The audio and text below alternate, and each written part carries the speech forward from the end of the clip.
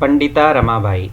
पंडिता रमाबाई, इस पाठ को हमने पढ़ा था और इस पाठ के आज हम करेंगे प्रश्नोत्तर। अगर आपने अभी तक पाठ नहीं पढ़ा तो पहले उसे पढ़ लें, समझ लें, तभी आप अच्छे से प्रश्नोत्तर कर सकेंगे। ठीक है, तो चलिए शुरू करते हैं। प्रश्न नंबर 1 देखते हैं हम लोग। क्वेश्चन नंबर 1, यह है क्वेश्चन नंबर 1।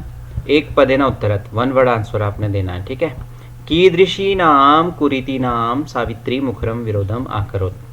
कैसी कुरीतियों का सावित्रीबाई ने बहुत ज़्यादा विरोध किया? तो सामाजिक कुरीति नाम, जो सोशल कुरीतियाँ थी उनका। के कूपात जलोद्धरणम अवारयन, किन्हें कुएं से पानी पीने के लिए मना किया जा रहा था? तो शीर्ण वस्त्रावृता निम्न जातीय नार्य, जो फटे पुराने कपड़े वाली निम्न जाति की नारी थी उसको मना किया जा रहा था। का स्वदृढ़ निश्चयात ना विचलती, कौन अपने स्वदृढ़ निश्चय से कभी भी नहीं विचलित हुई? तो वो कौन थी? सावित्रीबाई फुले। विधवानाम शिरोमुंडनस्य निराकरणाय सा कैहि मिलिता, विधवाओं का जो सिर था उसका मुंडन होता था, तो उसके लिए वह किससे मिली थी?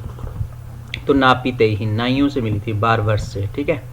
सा कासाम कृते प्रदेशस्य प्रथम विद्यालयम आरभत, उनने किसके लिए प्रदेश का पहला विद्यालय शुरू किया? तो बालिका नाम, बालिकाओं के लिए। ठीक है। तो ये क्वेश्चन नंबर 1 था जिसे हमने किया। हम चलते हैं क्वेश्चन नंबर 2 की ओर, देखते हैं क्वेश्चन नंबर 2। ये रहा क्वेश्चन नंबर 2। इसमें पूर्ण वाक्य न उत्तर था, आपको फुल सेंटेंस आंसर देना। ठीक है। किम किम सहमाना सावित्री भाई स्वदृढ़ निश्चयात न विचलती, किस किस चीज़ में सावित्री बाई जो है अपने दृढ़ निश्चय से विचलित नहीं हुई? तो उत्तर यहाँ नीचे लिखा है, सामाजिक अत्याचारम सहमानपि सावित्रीबाई स्वदृढ़ निश्चयात न विचलती। सामाजिक अत्याचार सहन करने के बाद भी सावित्रीबाई अपने दृढ़ निश्चय से विचलित नहीं हुई। उसके बाद सावित्रीबाई फुले महोदयायाः पित्रोः नाम किम अस्ति, सावित्रीबाई फुले महोदय के माता पिता का नाम क्या था? माता पिता का नहीं, सॉरी, पिता का नाम क्या था? तो सावित्रीबाई फुले महोदयायाः पित्रोः नाम आसीत् खंडोजी इति, खंडोजी नाम था उनका, खंडोजी दीक्षित, है ना। फिर विवाहानंतरम अपि सावित्र्याः मनसि अध्ययनाभिलाषा कथम उत्साहम प्राप्तवती, विवाह के बाद भी सावित्री के मन में पढ़ने की अभिलाषा कैसे जो है वो एनकरेज हुई? तो विवाहानंतरम अपि सावित्र्याः मनसि अध्ययनाभिलाषा स्वपत्युः स्त्री शिक्षा समर्थनेन उत्साहम प्राप्तवती। तो विवाह के बाद उनके पति को स्त्री शिक्षा के प्रति बहुत इंटरेस्ट था, तो उसी की वजह से उन्होंने अपनी शिक्षा जारी रखी। उसके बाद है जलम पातुम निर्वायमानः नारी सा कुत्र नीतवती किंचा कथयत। तो इस प्रश्न का उत्तर नीचे है। आपको मैं बता दूं, लॉन्ग आंसर टाइप क्वेश्चन जो हैं हमारे जो एग्ज़ाम्स हैं उनमें कम आते हैं, तो फिर भी आप इन सब क्वेश्चन आंसर्स के एक कॉपी बना रखी होगी आपने, उस पर लिख लें क्वेश्चन आंसर्स और अच्छे से याद करें, अच्छे से समझें।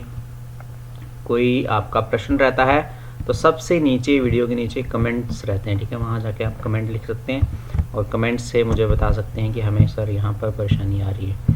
तो इस तरह से क्वेश्चन नंबर हम 3 देखेंगे। अब क्वेश्चन नंबर 3 जो है एक सामान्य सा क्वेश्चन है, ये हर बार हमें ज़्यादातर एग्जाम में आते ही हैं। रेखांकित पदानि अधिकृत्य प्रश्न निर्माणम कुरुतो, रेखांकित शब्दों को आधार बना के प्रश्न निर्माण करो। तो रेखांकित शब्द यहाँ पर हैं कन्या भी, यहाँ महाराष्ट्रस्य, कन्या नाम, मनुष्या नाम और सावित्री, है ना।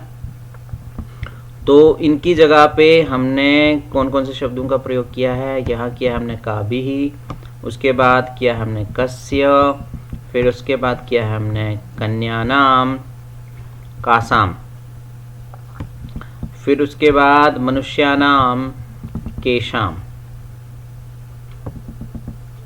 फिर उसके बाद है सावित्री और यहाँ पर रहेगा का। ये आंसर्स हैं। आपने प्रश्न निर्माण करना सीखा हुआ है अच्छे से। एक वीडियो है मेरी, पूरी स्पेसिफिक वीडियो है प्रश्न निर्माण कैसे करें, उसमें आप जाके सीख सकते हैं कि प्रश्न निर्माण हमने कैसे करना है। तो उसके लिए आपको ये जो हमारा चैनल है संस्कृत सरिता, इसको क्लिक करना है, उसमें जाके आप वीडियोस क्लिक करें तो आपको वहाँ सब वीडियोस दिखेंगी। आप उन वीडियोस में से जो इम्पोर्टेंट वीडियो है उसको आप अच्छे से रीड करें। ठीक है, तो चलिए आगे बढ़ते हैं। अब हम क्वेश्चन नंबर 4 देखते हैं। ये है हमारे पास क्वेश्चन नंबर 4। तो यथा निर्देशम उत्तरत, यथा निर्देश आपने इसका उत्तर देना है। इदम चित्राम पाठशालायाः वर्तते, ये चित्र पाठशाला का है। अत्र वर्तते, ये वाला जो वर्तते है ना, ये लिखा ना वर्तते। इति क्रियापदस्य कर्तृपदम किम, ये क्रियापद है, इसका कर्तृपद क्या है। ठीक है, तो इसका उत्तर मैंने यहाँ लिखा है। अत्र वर्तते इति क्रियापदस्य कर्तृपदम भवति वर्तनम, क्या है कर्तृपद, वर्तनम। वैसे ही तस्या स्वकीयम अध्ययनम अपि सहसैव प्रचलति। अस्मिन् वाक्ये विशेष्य पदम किम, इस वाक्य में विशेष्य पद क्या है। अस्मिन् वाक्ये विशेष्यम भवति स्वकीयम, क्या है स्वकीयम। फिर उसके बाद अपि यूयमाम महिलाम जानीथ, अस्मिन् वाक्ये यूयम इति पदम केभ्यः प्रयुक्तम। यूयम जो है किसके लिए प्रयुक्त किया गया है। अस्मिन् वाक्ये यूयम इति पदम अस्मभ्यः प्रयुक्तम। ठीक है, अस्मभ्यः मतलब हमारे लिए प्रयोग किया गया। इस तरह से बाकी वाले भी आप देखें समझें। यहाँ आ गया सा ताः स्त्रियः निज गृहम नीतवती। अस्मिन् वाक्ये सा, ये वाला जो सा यहाँ दिया है। इति सर्वनाम पदम कस्य प्रयुक्तम, ये सर्वनाम पद किसके लिए प्रयोग किया गया है। तो अस्मिन् वाक्ये सा इति सर्वनाम पदम सावित्रीबाई इत्यस्य प्रयुक्तम, सावित्रीबाई के लिए प्रयोग किया गया है।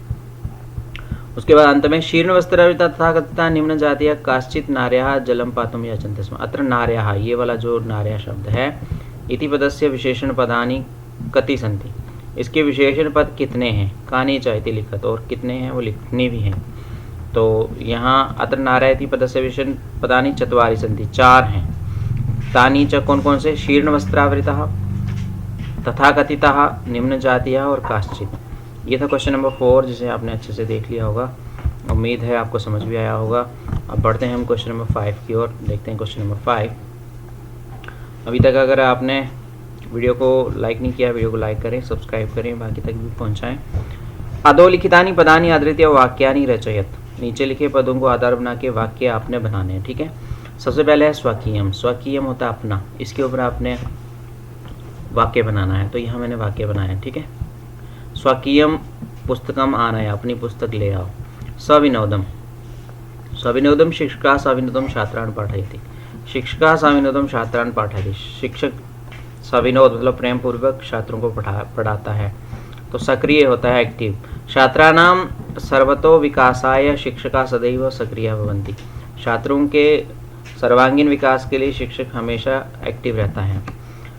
प्रदेशस्य, अस्य प्रदेशस्य ख्याति दिक्षु प्रसरिता अस्ति, इस प्रदेश की ख्याति सभी दिशाओं में फैली हुई है। स्थानमिदं मुखरम, ठीक है, मुखरम था पुरजोर। स्थानमिदं विहगद रवेन सततम मुखरम विराजते। उसके बाद सर्वथा, सत्य रक्षाए सर्वथा यदनीयम। तो ये हमने वाक्य भी बना लिए। अब हम बढ़ेंगे आगे, देखेंगे क्वेश्चन नंबर 6। और ये रहा क्वेश्चन नंबर 6। क्वेश्चन नंबर 6 में अधोलिखितानि पदानि आधृत्य वाक्यानि रचयत, यहाँ पर आपने इनके ऊपर वाक्य बनाने जैसे पहले बनाए थे। फिर उसके बाद अधोलिखित पदानाम समानार्थक पदानि पाठात् चित्वा लिखत, यहाँ समानार्थक पदों को चुन करके पाठ से आपने लिखना है। इसके आंसर्स आगे वाली स्लाइड में देखने को मिलेंगे। चलिए देखिए इसके आंसर्स, ये हैं इसके आंसर्स।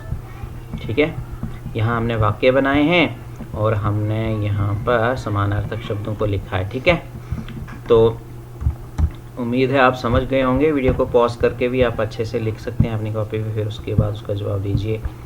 तो अब आगे बढ़ते हैं। ये है क्वेश्चन नंबर 7।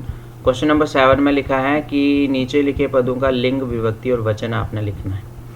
तो बताइए इसका धूलिम का लिंग कौन सा है, नामनी का कौन सा है, विभक्ति कौन सी है, वचन कौन सा है। उसी तरह से आगे है उदाहरण को देख करके निर्देशानुसार लकार परिवर्तन करो। ठीक है, ये लकार परिवर्तन करना है, जो ब्रैकेट में है इसका आपने लकार परिवर्तन लिट लकार करना है। यहाँ पर भवती का लिट लकार, अस्ति का लंग लकार, नयंती का लोट लकार। तो ये देखिए मैंने लकार परिवर्तन करके रखा है यहाँ पर। आप यहाँ से आप आंसर्स देख सकते हैं और आंसर्स अच्छे से लिख सकते हैं। ठीक है, ये थी हमारी आज तक की वीडियो। उम्मीद है आपने देख ली होगी अभी तक, और आपको कैसी लगी। वीडियो को लाइक, सब्सक्राइब और शेयर करें, बाकी तक भी पहुँचाएँ। धन्यवाद।